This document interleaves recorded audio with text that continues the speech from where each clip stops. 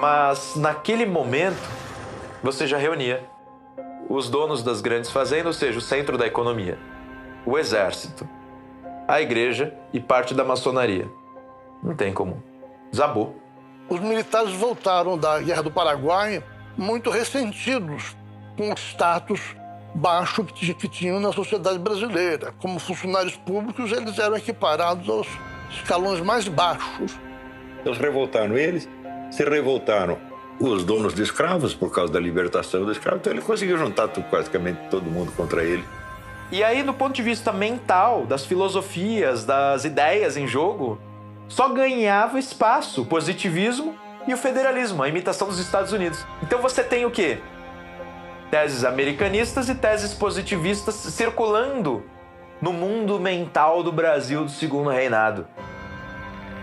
O positivismo vem da França, com Auguste Comte, e entra no Brasil pelos militares com essa ideia de que nós temos que romper, de certa forma, com as tradições monárquicas, etc., que a gente vinha da coroa portuguesa, para uma sociedade racional, planejada por tecnocratas.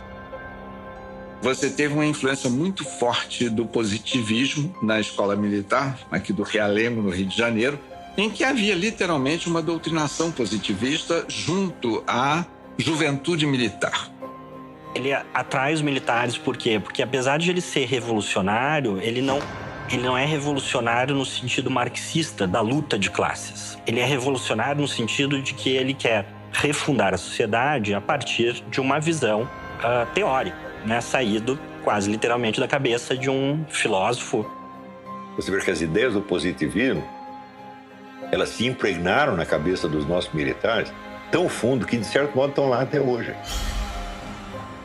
A história é uma grande galeria de quadros, onde há poucos originais e muitas cópias. A história acabou por encontrar o Brasil.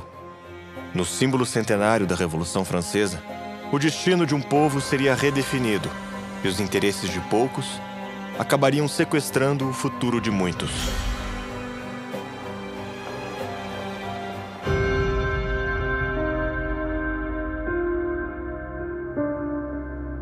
No início do século XIX, quando a família real portuguesa se instalou no Rio de Janeiro e fundou o Império Brasileiro, foi plantada uma semente. Essa semente foi cultivada para que crescesse em terra fértil, para dar bons frutos. Cresceu, frutificou e obteve vigor ímpar. Porém, não se pode dizer o mesmo sobre os países que cercavam o Brasil, que cresceram entre pedras e não formaram raízes, ou foram arrancados do solo fértil e perderam seu destino. Enquanto a América Latina era um aglomerado de repúblicas que sofriam sucessivos golpes e suportavam o jugo de ditadores que guerreavam pelo poder, o Brasil era uma monarquia constitucional. A coroa, o parlamento e a justiça eram instituições sólidas e alicerçadas no Estado de Direito, nos princípios constitucionais e nas práticas democráticas. Porém, neste momento, era a vez do Brasil ter a sua semente arrancada do solo fértil. As insatisfações de alguns setores da sociedade não seriam por si só motivos para a queda da monarquia. Interesses escusos agregariam esses descontentamentos e cometeriam um atentado à vontade do povo.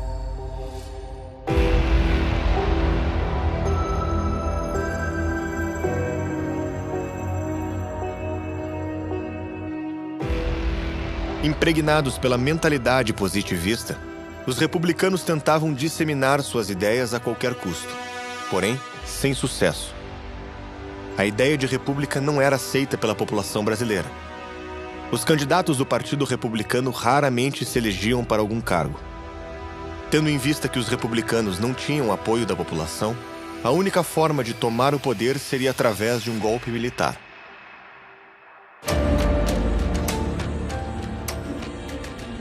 As chances de sucesso desse golpe eram mínimas, pois a Marinha do Brasil era extremamente fiel ao Império. A única esperança dos republicanos estava depositada no Marechal Deodoro da Fonseca, herói da Guerra do Paraguai mas que estava insatisfeito com o desprestígio do exército. Foi quando o major Solon Ribeiro colocou em prática uma armadilha para cooptar Deodoro. Solon fez circular uma história inverídica de que o governo havia mandado prender Deodoro da Fonseca junto com Benjamin Constant e o próprio Solon Ribeiro.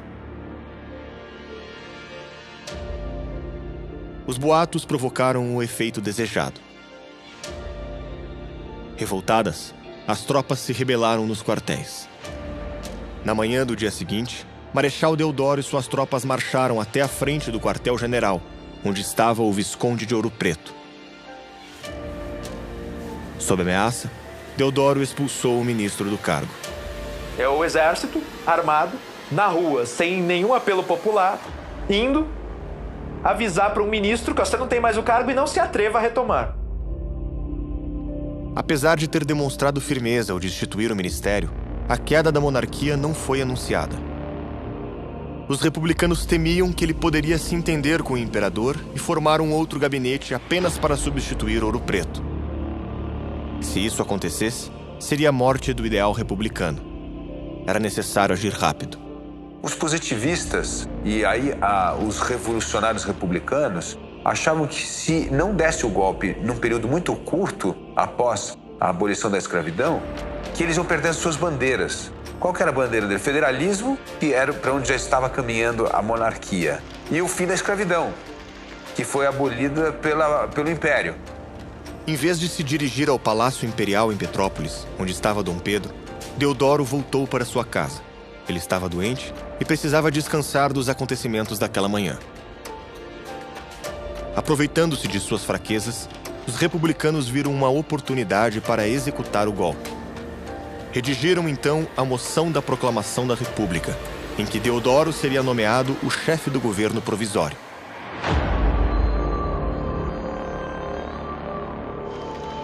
Os revolucionários foram até a casa do marechal para tentar convencê-lo de assinar. Para garantir a assinatura, os republicanos tinham de contar mais uma mentira.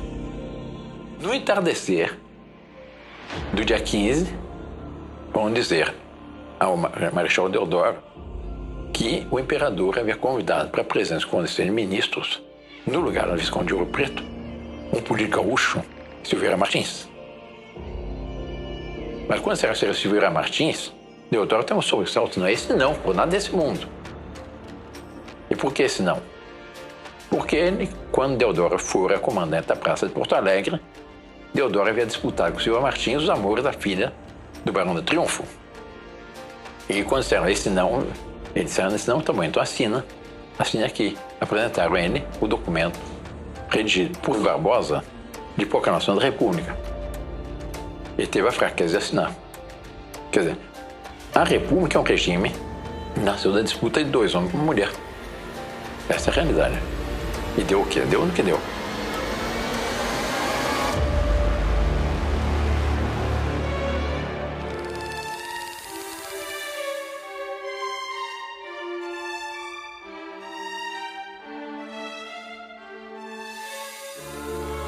Mais tarde, dirigiram-se à Câmara Municipal, onde proclamaram a República.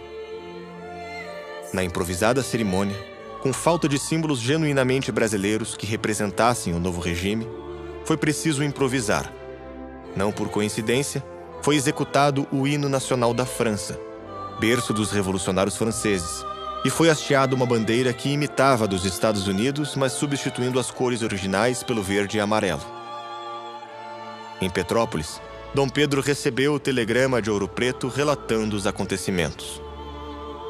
Dom Pedro II, fragilizado de saúde, percebe que a situação está difícil.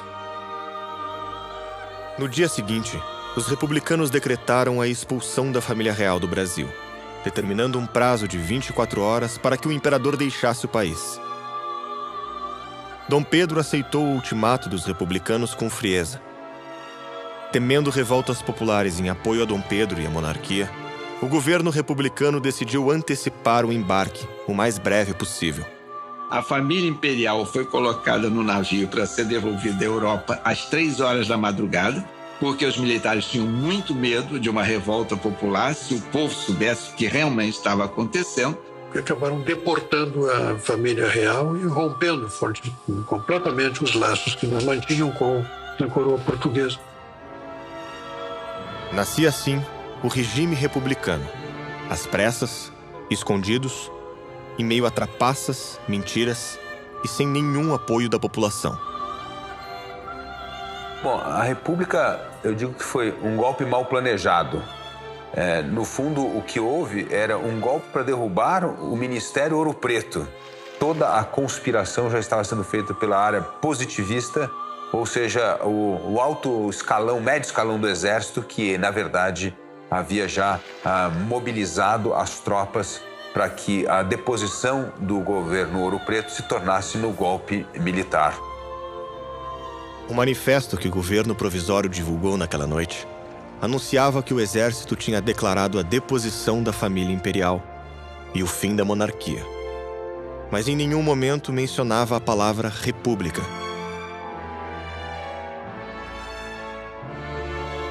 Benjamin Constant afirmou na noite do dia 15 que, no momento oportuno, a nação seria consultada sobre a troca de regime. Essa consulta prometida aconteceria somente um século mais tarde, em abril de 1993, 103 anos após o 15 de novembro de 1889. Os brasileiros finalmente foram chamados a decidir se o Brasil deveria ser uma monarquia ou uma república. Tivemos 103 anos de uma república provisória.